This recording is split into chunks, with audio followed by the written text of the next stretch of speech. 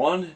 Believe it or not, there's actually a time on Super Nintendo when Mortal Kombat came out, the first one of course, and Nintendo decided to tone down the violence and gore because they wanted to have their system be overall family friendly and such.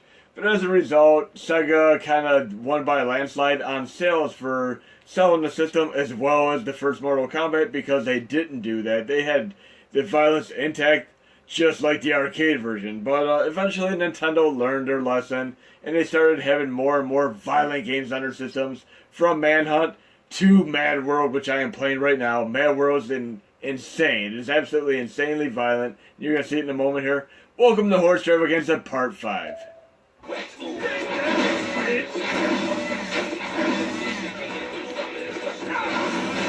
Just insane violence here. Look at this crazy stuff. Let's pull out the chainsaw and see what happens here. Okay. So this is Mad World on Wii. Yes, it's an ultra-violent game. A far cry from the original days when Nintendo was kind of holding back because they wanted to keep it a family-friendly system. But you know what happens in the end? Money wins. Now we're going to move on to the Nintendo Classic, should I say, and we're going to do some more Horse Java games. But yes, Mad World is a great game. I've had it for many years now. Great game. I play it on a regular basis. And we're going to move on to, back when I first got my original Sega Genesis system, I actually did a promotion where I was able to get a bunch of games for free with the system. And I got Space Harrier, Thunderblade, and Last Battle, and Alex Kidd. And check it out for a second. You're going to see something very interesting. You're not going to realize it at first, but I'm going to show you. I'm playing this game that I originally got for free by buying the system. And I'm not going to say this game is up there with the likes of the incredible Revenge of Shinobi, which is one of my absolute favorites. And my favorite personal game on the Sega Genesis is actually Shadow Dancer. But right now we're playing Last Battle. And we're getting more into the gist of earlier games that also dealt with censorship woes and such. And Last Battle was a perfect example of this. So we're just playing the game willy-nilly. I know nothing. I'm just playing it like for the first time ever. Your standard side-scrolling platformer action game, whatever or so. Here we go. And those of you who are not familiar with this, even though it's called Last Battle, it is actually part of the Fist of the North Star series. Yeah, I'm just going side-scrolling there, hitting some enemies. Nothing too crazy. But did you realize that the wool has been pulled over your eyes? This game is not the true game it was originally intended to be. And you're going to find this out in a moment here. But let me backtrack a little bit here. I'm going to go back to a Sega Master System game that came out before this game that is actually censored. And just watch. I find it's kind of interesting that games on Nintendo are less censored than some of the games that are on Sega Genesis and Super Nintendo because of the parents and the various lobbyists and such that made a big issue of things from the point of Mortal Kombat and on, of course. But I'm going to the original Sega Master System real quick, just for a quick example of where I'm going with this. And Sega Master System is a great system. I've had an incredible time with that. And Alex Kidd in Miracle World is probably my favorite game on the system. But I'm playing this game that came out before Last Battle, and it's more violent than Last Battle, which is ironic because it came out before it. But you'll see for yourself here. Just a simple game, seems harmless enough, called Black Belt. But I'm going to go up and start beating up some enemies and watch what happens. The exploding bloody chunks! Yes, this game came out before Last Battle. Pretty fun game, actually. So yeah, Black Belt is actually a sub-genre of side-scrolling, left-right punch-kick games, such as Kung Fu, Vigilante, Ninja Warriors, and so on. I'm going to have to do a video on those, but yes, that's Black Belt. Now I'm going to move back to the NES original game, which is Fist of the North Star, which is still the same part of the series as Last Battle. And you're going to see something tremendously interesting with that game, too. Why are these games more violent on Nintendo and Sega Master System than on Sega Genesis and Super Nintendo? There's something going on here. Screw you lobbyists and parents. It is not all about the games that cause kids to be violent. It is a nature, nurture type thing. You can teach your kids values. But we're going to move on to the original NES here.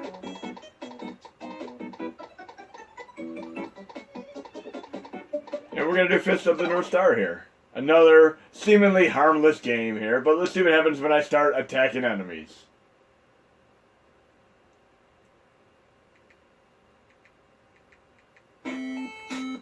Just minding my own business and gonna start punching a few enemies and let's see what happens here. It looks like, wow, I punched him in the head and they explode into pieces. That's more violent than Last Battle on Genesis, which came out many years later. But now you're going to see something very, very interesting here.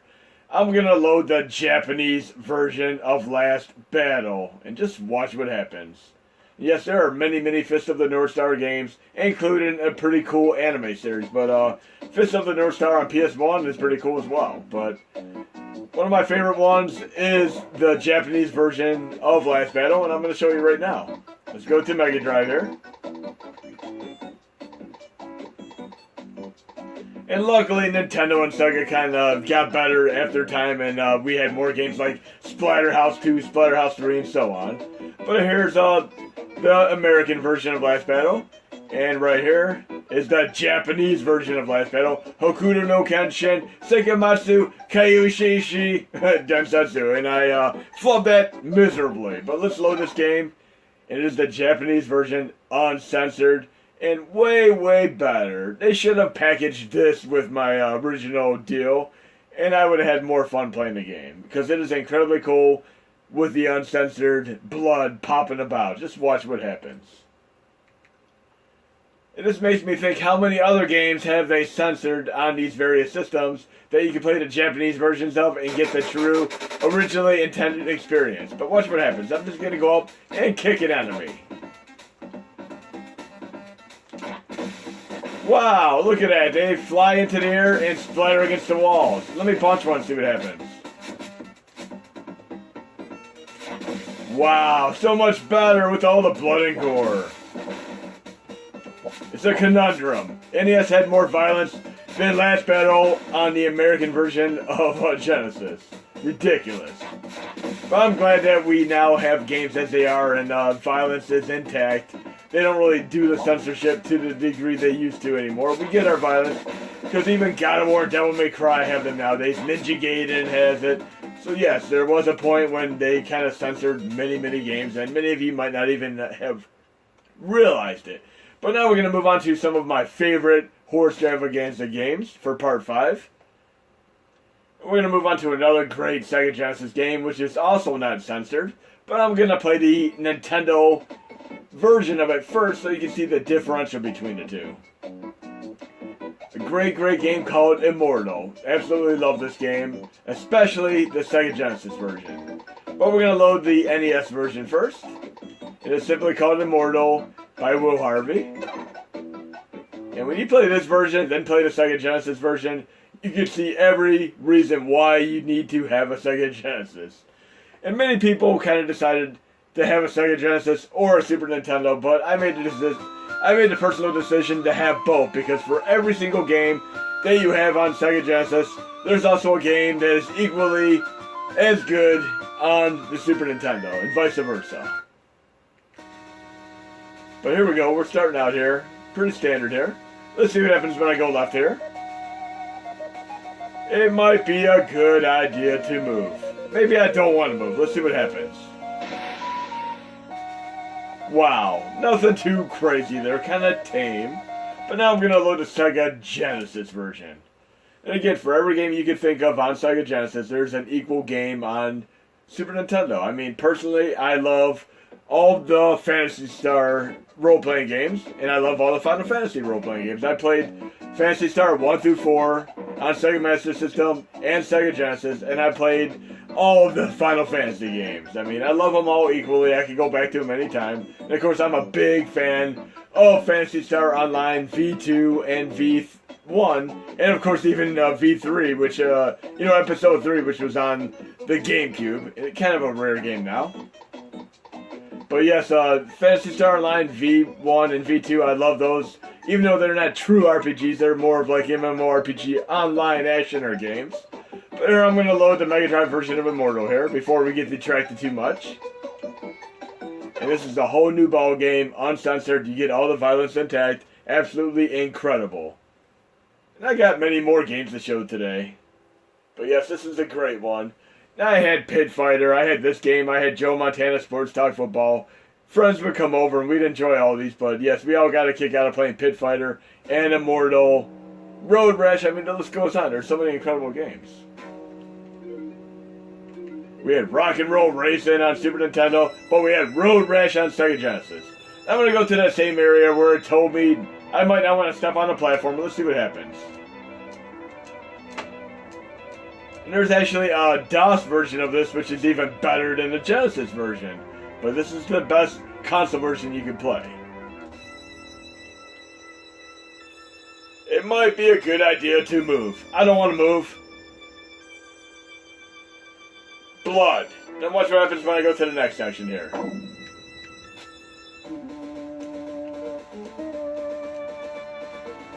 So this has quite a bit more violence than the Nintendo version. You'll see it in a moment here. When I fight this enemy here.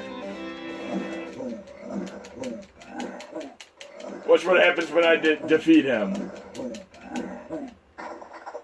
That does not happen in the Nintendo version. At all. The enemy just kind of becomes incinerated, like evaporated into dust. They're exploded into body chunks. But yes, this is Immortal. Great game to check out. If you like games like Dragon's Lair, where one misstep can kill you and it's a little bit of a trial and error affair to get used to it, you're going to love this game. It really is full of surprises. And, right here. Stop. I forbid you to come any closer. No, I want to be able to see more blood and gore, so I'm going to come closer. Here we go.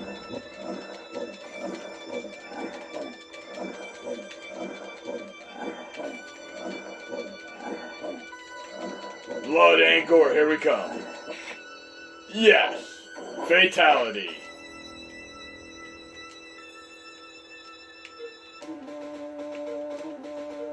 Very, very fun game.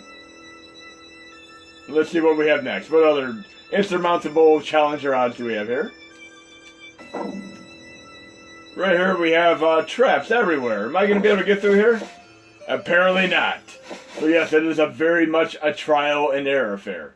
Now speaking of other games that are a little bit like Dragon's Lair, and we all know what Dragon's Lair is. It is basically the old Laserdisc game which was in arcades, but we've had many more games come out since then that are quite a bit like that.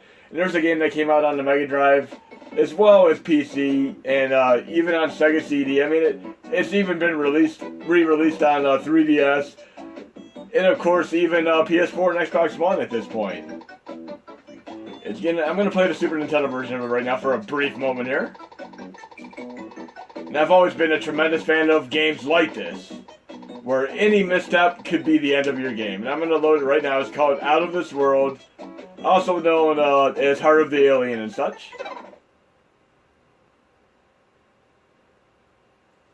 But great, great game. And if you play this on Super Nintendo, then Sega Genesis, there's actually a discernible difference. The game is actually slower on Super Nintendo and much, much faster on Sega Genesis. But great, great game. And another game that's quite a bit like this is Flashback, which is another incredible game. But I love the cinematic presentation, which I got invested in games like this when I first played Ninja Gaiden. I love the cinematic approach. There we go. And we're going to have a little bit of a cinematic approach here. And again, it's like Dragon's Lair, where you can make one mistake and your game's over just like that. So I start out submerged in water. I need to get the hell out of Dodge here. And look in the background. What is that? A little bit of foreshadowing, maybe?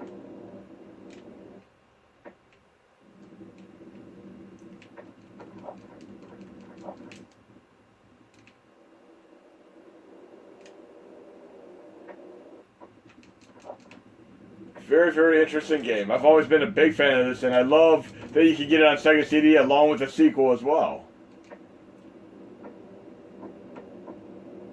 Okay, there's the thing that was foreshadowed in the background. Whatever am I going to do now?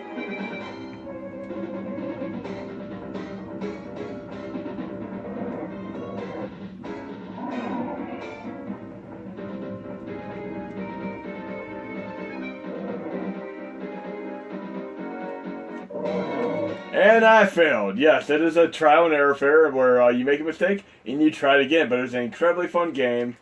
And there's actually a game on PlayStation 1 which is a lot like this. And I have to say it's one of my top favorite PlayStation 1 games. It even had a really clever gimmick where it came with 3D glasses. You know, the old cyan and magenta ones. And you were able to actually put them on and watch the end credits of the game in 3D. Now, I'm going to play that game for a quick moment here.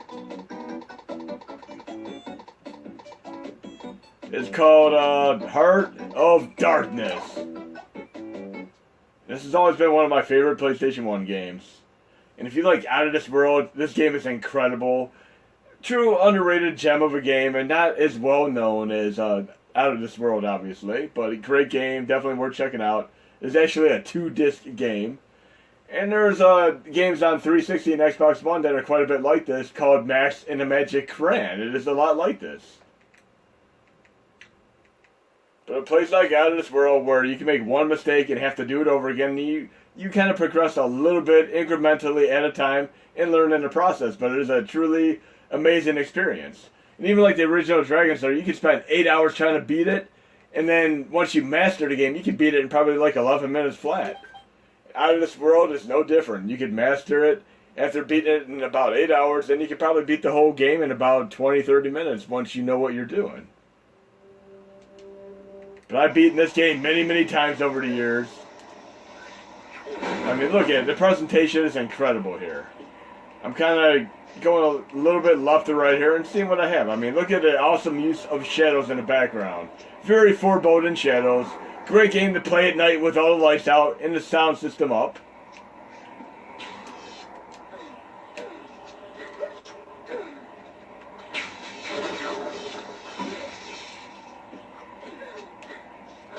And the controls are actually quite a bit like Out of This World. I mean, I'm literally using the same control scheme. Let's try this again. I didn't make it, so I'm going to try this here. And it is quite liberal with your checkpoints. I mean, you could literally die after you get past a little segmented area and basically kind of get through the game a little bit at a time, which is very helpful in an incredibly challenging game like this.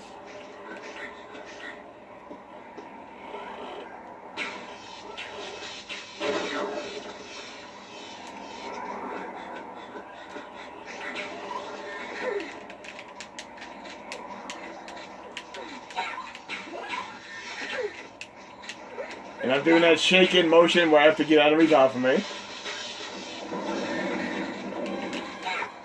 And that kind of 3D effect, that's kind of rotoscope, reminds me a bit of Crystal of Dragons, which is a great game that runs on MAME 2010.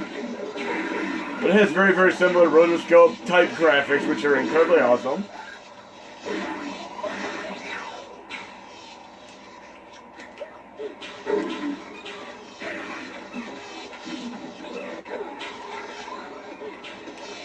And I'm starting to get overwhelmed by enemies there. Am I going to be able to survive? Let's see.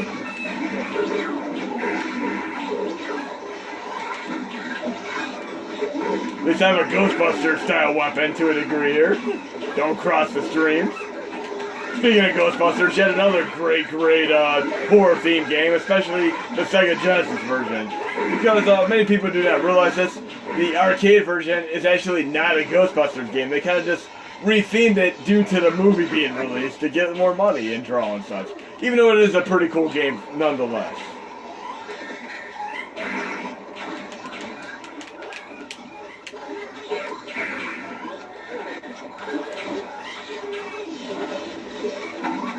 Oh wow.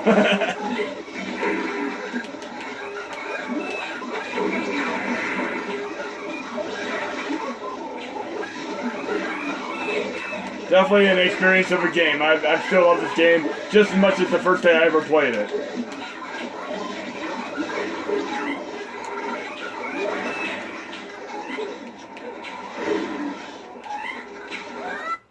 And I lost her. But I might be incrementally ahead enough to be able to do this part without having to go back too far. Yep, kind of cool. I got knocked off again. Let's see if I can do a little bit further here. Again. So it looks like I learned here. I have to jump over that enemy when it comes at me. Watch. And I failed again. I'm going to run and jump now. Okay, I failed again. Now you get the idea of how frustrating these games can be for those of you who are not accustomed to them, but I absolutely love the masochistic gameplay like this. Okay, look, I can double jump with the jump button twice. That's why I was not able to do it. So that's what I was able to do. I died a few times and it told me to double jump, so I learned in the process. And then I have to combine my laser weapon with that, so I'm learning as I go.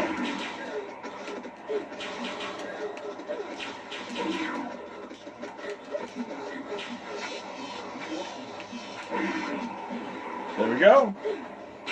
Now you get the idea, but yes, it's Heart of Darkness, great game. And if you have an old pair of 3D glasses, you should still be able to enjoy the 3D ending when you beat it. But great